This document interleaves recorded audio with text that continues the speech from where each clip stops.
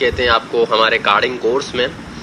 और ये पहला टॉपिक है, इसमें हम डिस्कस करेंगे कि कार्डिंग क्या होता है, कार्डिंग किस तरह किया जाता है, कार्डिंग करना सेफ है कि नहीं, कार्डिंग करने के बाद क्या हो सकता है, कार्डिंग का फ़ायदा क्या है, कार्डिंग के नुकसान क्या हैं, A to Z। ये वीडियो पूरा देखें क्योंकि सबसे पहले आपको समझाना ज़रूरी है, क्योंकि किसी चीज़ को आप इस्तेमाल करते हो उसको समझना बहुत ज़रूरी है। चाहे वो कोई टूल हो, चाहे वो कोई स्क्रिप्ट हो, चाहे वो कोई मेथड हो, चाहे वो कोई ट्रिक हो।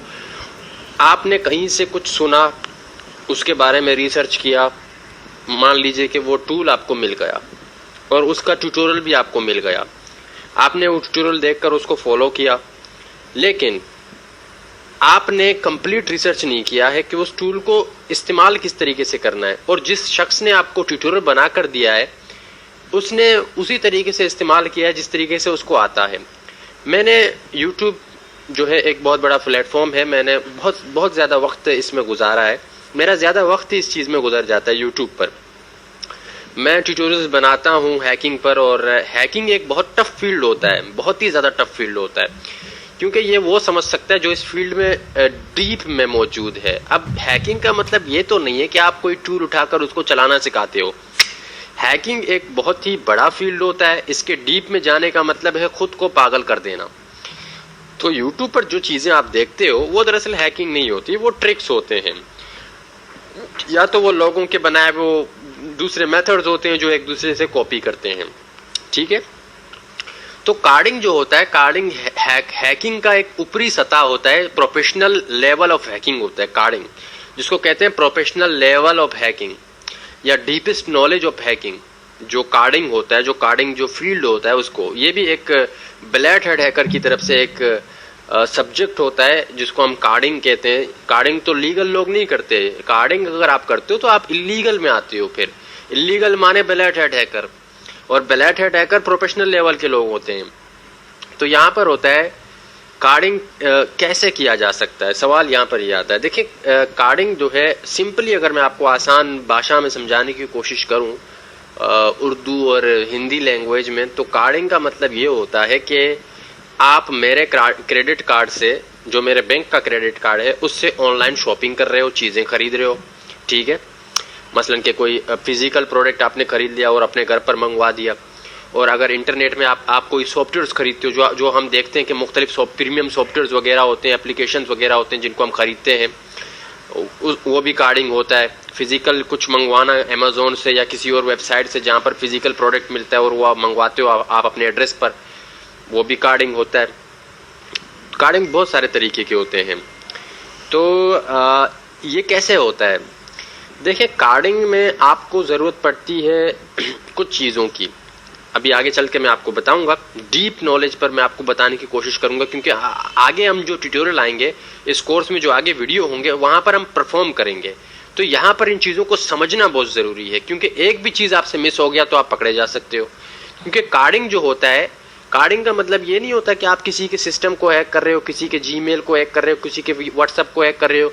ये प्रोफेशनल लेवल की हैकिंग होती है, और इसका जो रिस्क होता है वो 110% होता है कि आप पकड़े जा सकते हो अगर आपने कोई गलती की तो। और हम इस चीज़ के बिल्कुल भी जिम्मेदार नहीं है। हम साफ साफ कोई भी कोर्स बनाते हैं तो हमारा यही मकसद होता है कि आपको हैकिंग की दुनिया में आगाह करना, आपको नॉलेज फराहम करना, ताकि आप खुद को बचा सकें और दूसरों को बचा सकें। ठीक है, देखिए कार्डिंग जो होता है वो दरअसल एक प्रोफेशनल, जैसे आप देख सकते हो, प्रोफेशनल फील्ड ऑफ हैकिंग। जैसे मैंने कहा, हाउ टू बिकम प्रो कार्डर, यहाँ पर मैं एग्जाम्पल के तौर पर आपको समझाने की कोशिश करता हूँ। देखिए कार्डिंग के लिए आपको जो चीज़ों की ज़रूरत बेसिकली होती है वो होता है सीसी क्लीनर। सीसी क्लीनर एक सॉफ्टवेयर होता है जो आपके ब्राउज़र के हिस्ट्री को, और जो वेबसाइट आप विजिट करते हो, जैसे कि जितने भी बड़े बड़े साइट होते हैं, जैसे कि नेटफ्लिक्स हो गया, अमेजोन हो गया, या वो साइट जो कि जहाँ पर आप प्रोडक्ट खरीदते हो, वो साइट क्या करते हैं कि कुकीज़ के थ्रू वर्क कर रहे होते हैं। तो कुकीज़ और हिस्ट्री, इन सारी चीज़ों को क्लीन करने के लिए, ब्राउज़र के क्लीन करने के लिए हमें ज़रूरत पड़ती है क्लीनर की। तो यहाँ पर सीसी क्लीनर को कार्डिंग में ज़्यादा इस्तेमाल किया जाता है, जिसे कहते हैं सीसी क्लीनर। ये एक फ्री सॉफ्टवेयर है, इसको आप फ्री भी इस्तेमाल कर सकते हो और पेड भी इस्तेमाल कर सकते हो। पेड और फ्री में फ़र्क ये है कि थोड़े ज़्यादा फीचर उसमें आपको मिलते हैं, और फ्री में भी लगभग उसी तरीके से काम करता है। ये सीसी क्लीनर होता है, आपको फ्री इंटरनेट में मिल जाता है। फिर दूसरा जो आता है वो होता है सॉक्स। सॉक्स दो तरीके के होते हैं, एक होता है सॉक्स 5, सॉक्स 4। ये दरअसल प्रॉक्सी होते हैं, इनके थ्रू आप चेनिंग बना सकते हो, जिस पर मैंने एक कंप्लीट वीडियो भी बनाकर आपको हमारे चैनल में दिया था। अगर आपने नहीं देखा तो सॉक्स के वीडियो भी आप देख सकते हो। सॉक्स दरअसल इस्तेमाल करते हैं कार्डिंग के दौरान। मिसाल के तौर पर मान लीजिए कि आपके पास जो क्रेडिट कार्ड है, वो क्रेडिट कार्ड जो है यूएसए के वाशिंगटन का है। तो सॉक्स क्या करता है कि सॉक्स में होते हैं फ्रेश प्रॉक्सी, और उनको आप कनेक्ट करते हो, जो प्रॉक्सी आपके पास पड़े हुए होते हैं। तो सॉक्स जो गैदर जो सॉफ्टवेयर्स होते हैं, सॉक्स गैदर सॉफ्टवेयर्स, वो आपको दिन भर जो है, अगर आप उनको सर्च करोगे या रिफ्रेश करने की कोशिश करोगे प्रॉक्सी के लिए, तो वो आपको लेटेस्ट प्रॉक्सी निकाल कर देते हैं। हर मुल्क के 10-10, 20-20, 30-30 आईपी एड्रेस होते हैं, और मुख्तलिफ शहरों के होते हैं, मुख्तलिफ सिटीज़ के होते हैं। मान लीजिए कि आपका जो कार्ड है, आपका जो सीसी है, वो वाशिंगटन का है, तो आपको वाशिंगटन के ही आईपी एड्रेस से कनेक्ट होना होगा। अगर आमतौर पर आप वीपीएन का इस्तेमाल करते हो, तो वहां पर कुछ वीपीएन में आपको वाशिंगटन दिया जाता है, कुछ वीपीएन में नहीं दिया जाता, कुछ वीपीएन किसी और मुल्क जो है यूएसए दिखाता है, तो किसी और आईएसपी से कनेक्ट करता है। तो इस काम के लिए इस्तेमाल करते हैं सॉक्स को। सॉक्स आसानी होता है सेलेक्ट आईपी एड्रेस के लिए, यानी उसी आईपी एड्रेस के लिए जो आपके सीसी को मैच करे, इसके लिए होता है सॉक्स। सॉक्स 4 का ये होता है कि एचटीटीपी होता है प्रोटोकॉल, और सॉक्स 5 का होता है एचटीटीपी, ज्यादा सिक्योर होता है। और दूसरा आता है आरडीपी या वीपीएन। देखें, आरडीपी जो होता है वो होता है रिमोट डेस्कटॉप प्रोटोकॉल। जैसे आमतौर पर वो थीम वेबर होता है। थीम वेबर एक सॉफ्टवेयर होता है जिससे आप किसी के कंप्यूटर से कनेक्ट हो सकते हो।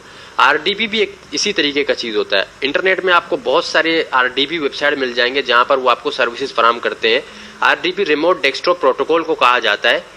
यहाँ पर कार्डिंग में आरडीपी को इस्तेमाल करते हैं ताकि उनका सिस्टम ट्रैक ना हो।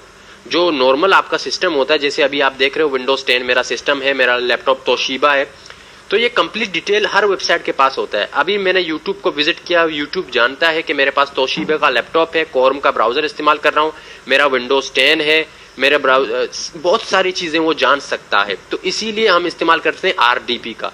अगर आपके पास आरडीपी नहीं है तो किसी अच्छे वीपीएन का आप इस्तेमाल कर सकते हो आरडीपी की जगह पर, जैसे कि HMA वीपीएन हो गया, एक्सप्रेस वीपीएन हो गया, ये बड़े वीपीएन होते हैं, इनको आप इस्तेमाल कर सकते हो आरडीपी की जगह पर अगर आपके पास आरडीपी नहीं है तो। A list of working email address, जैसे जीमेल, याहू मेल, आउटलुक, आपके पास ऐसे ईमेल एड्रेस मौजूद होने चाहिए जो वर्किंग हो। क्योंकि अक्सर आप किसी वेबसाइट को विजिट करते हो तो वहां पर जब आप कार्डिंग करने की कोशिश करते हो तो वहां पर आपको एक ईमेल एड्रेस हर हाल में डालना पड़ता है, चाहे वो अमेज़न हो, चाहे वो कोई नॉर्मल प्रोडक्ट हो। अगर आप सॉफ्टवेयर बाय करना चाहते हैं, उस ईमेल से वेरीफाई किया जाता है, ठीक है, वेरीफाई किया जाता है, और आपको जो है मजीद जो प्रोसेस होता है आगे का बताते हैं। या तो आपको कंफर्म करते हैं कि हाँ आपका पेमेंट हो गया, और वो ईमेल का पासवर्ड और जो है आपके पास ईमेल होना चाहिए और वर्किंग होना चाहिए। अगर आपके पास इन सब के वर्किंग ईमेल एड्रेस है तो अच्छी बात है। बाकी फेक नंबर और टेम्परेरी नंबर का ईमेल जो है आप बना सकते हैं, उसका कोई ज़रूरी नहीं है, लेकिन आपको पासवर्ड और ईमेल याद रहना चाहिए अपना। और वर्चुअलाइजेशन यानी virtual machine, VM work station या वर्चुअल बॉक्स। अगर आप जो है वीएम वर्क स्टेशन या वर्चुअल बॉक्स में कोई ऑपरेटिंग सिस्टम को इंस्टॉल करते हैं, फिर वहां पर आरडीपी को चलाते हैं और सीसी क्लीनर को इंस्टॉल करते हैं, तो ये और अच्छी बात है। इससे ये होगा कि आपका जो ओरिजिनल सिस्टम होगा, जो आपका प्राइमरी सिस्टम होगा, जैसे मैंने अभी बताया विंडोज 10 मेरा प्राइमरी सिस्टम है जिसको मैं चला रहा हूँ, तो ट्रैक होने के चांसेस और कम हो जाते हैं। क्योंकि कार्डिंग में सबसे जो पहली चीज होती है वो ये ट्रैक किया जाता है कि आपका सिस्टम कहाँ का है, कौन सा ऑपरेटिंग सिस्टम है, उसका ब्राउजर एजेंट क्या है, आपका ये आईपी एड्रेस क्या है। तो अगर ये सारी चीजें आप यूज करना शुरू कर दोगे तो आपका सिस्टम ट्रैक होना बहुत मुश्किल हो जाएगा, ठीक है। मान लीजिए कि आपने वीएम वर्क स्टेशन पे विंडोज 10 को चलाया, वहां पर वीपीएन लगाया, सॉक्स लगाया, सीसी क्लीनर लगाया, तो आपको ट्रैक कौन कर पाएगा। फिर जो छठा जो चीज आता है वो सबसे ज्यादा अहमियत यानी इम्पोर्टेंट स्टेप जो होता है वो होता है सीसी और अकाउंट्स। सीसी दरअसल क्रेडिट कार्ड को कहा जाता है, ये आपको खरीदने पड़ते हैं। फ्रेश सीसी विद बैलेंस, ऐसे क्रेडिट कार्ड जिसमें बैलेंस होने चाहिए। अगर किसी क्रेडिट कार्ड में बैलेंस नहीं है तो आप कार्डिंग नहीं कर सकते। और सीसी कहाँ से खरीदा जा सकता है, ये आने वाले वीडियो में मैं आपको बताऊंगा कि कौन सा ट्रस्टेड वेबसाइट है जहाँ से आप सीसी खरीद सकते हो, सीसी आप किस तरीके से सेफली खरीद सकते हो, ये सारे प्रोसेस मैं आपको आने वाले वीडियो में बताऊंगा। यूज़र एजेंट एक बहुत बड़ी चीज़ होती है दोस्तों। अगर आप किसी वेबसाइट को विजिट करते हो, मान लीजिए कि आपने सॉक्स लगाया हुआ है, मान लीजिए कि आपने वीपीएन लगाया हुआ है, लेकिन यूज़र एजेंट एक ऐसी चीज़ होती है कि वो वेबसाइट को बता देता है कि आपके पास कौन सा ऑपरेटिंग सिस्टम है, आपके मॉनिटर का कौन कौन से कलर हैं, आपका मॉनिटर कौन सा रेजोल्यूशन चला रहा है, आपका ऑपरेटिंग सिस्टम कौन सा है, आपके जो है ब्राउज़र है उसका वर्जन कौन सा है। ये सारी चीज़ों को कहते हैं यूज़र एजेंट, ब्राउज़र फिंगरप्रिंट, जिस पर मैं वीडियो पहले बना चुका हूँ कंप्लीट डिटेल के साथ। तो इनको अवॉइड करने के लिए जो टूल्स इस्तेमाल होते हैं कार्डिंग में, वो होता है फ्रॉडफॉक्स, ये एक कंप्लीट सॉफ्टवेयर है, और दूसरा होता है एंटी डिटेक्ट ब्राउज़र। ये दोनों सॉफ्टवेयर हैं और ये दोनों पेड सॉफ्टवेयर हैं। इसका एंटी डिटेक्ट का जो डाउनलोड लिंक है क्रैक का, वो इस पर मैंने कंप्लीट वीडियो बनाया हुआ है, हमारे चैनल पे आपको मिल जाएगा। एंटी डिटेक्ट ब्राउज़र फिंगरप्रिंट, ये एक बहुत बड़ी चीज़ होती है, ठीक है। बाज़ लोग समझते हैं कि वीपीएन इस्तेमाल करने से, सॉक्स इस्तेमाल करने से, वर्चुअल मशीन इस्तेमाल करने से हम सेफ हैं। नहीं, यूज़र एजेंट हर हाल में लीक होता है, जिसमें एक चीज़ होती है जिसे कहते हैं वेब आरटीसी, वो आपके ब्राउज़र को जो है लीक कर देता है, ठीक है। मजीद डीप नॉलेज के लिए हमारे चैनल को विजिट करें, सारे वीडियो आपके लिए अवेलेबल है। तो ये 6 से 7 स्टेप हैं, ये हर हाल में आपके पास होने चाहिए, जो अभी मैंने आपको बताया कार्डिंग के लिए ज़रूरी है, ठीक है। और यहाँ पर जो प्रोड्यूसर है, और यहाँ पर जो है हम बताते हैं आपको, have your CC account detail ready check. अब सीसी में क्या होता है कि सीसी में आप जहाँ से आप सीसी खरीदते हो, तो वहाँ पर आपको चेक करना पड़ता है उसका लोकेशन, क्योंकि जिससे आप सीसी खरीदते हो वो आपको लोकेशन भी देता है कि ये कौन से मुल्क का सीसी है, कौन से सिटी का है, कौन से कंट्री का है, ठीक है। तो दोस्तों यहाँ पर जो है ये सारी चीज़ें आपको गौर करनी पड़ती हैं। फिर आता है run VPN, select the same country closest city possible. जैसे मैंने आपको कहा, अब जो सीसी आप खरीदते हो, उस सीसी में जो लोकेशन आपको दिया जाता है, जो सिटी और कंट्री आपको दिया जाता है, तो कोशिश करें वीपीएन को उसी आईपी एड्रेस से कनेक्ट करने की कोशिश करें, या तो किसी नज़दीकी सिटी से कनेक्ट करने की कोशिश करें। मान लीजिए कि जो सीसी है वो है वाशिंगटन यूएसए का, वाशिंगटन यूएसए यानी अमेरिका का है, और वाशिंगटन स्टेट है, तो आपके जो वीपीएन है उसमें वाशिंगटन सिटी नहीं है, तो आप न्यूयॉर्क से कर लें।